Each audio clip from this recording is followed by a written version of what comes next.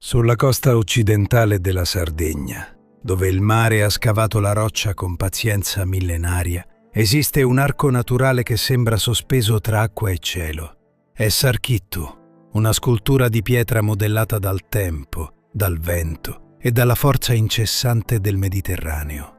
Qui la roccia calcarea, chiara e porosa, si apre in un grande arco che incornicia il mare. Non è opera dell'uomo, ma il risultato di un lento dialogo tra terra e acqua, un processo iniziato migliaia di anni fa, quando le onde hanno trovato una debolezza nella scogliera e l'hanno trasformata in passaggio, in vuoto, in forma. Sotto l'arco le onde entrano decise, rimbombano sotto la volta di roccia e ricordano chi comanda davvero questo luogo. Sarchittu non è solo un monumento naturale, ma un punto d'incontro tra la terra e il mare, tra il silenzio della roccia e il respiro continuo dell'acqua.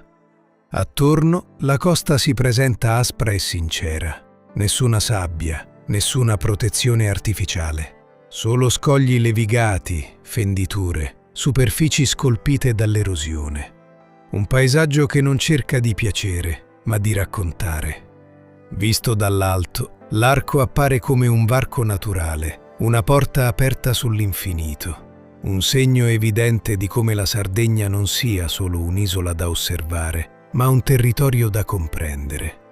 Sarchittu è equilibrio, è forza e fragilità. È la dimostrazione che la bellezza più autentica nasce dalla lentezza, dalla resistenza, dall'armonia tra elementi opposti. E mentre il mare continua il suo lavoro, giorno dopo giorno, l'arco rimane lì, testimone silenzioso di un tempo che scorre, senza fretta, proprio come le onde che lo attraversano.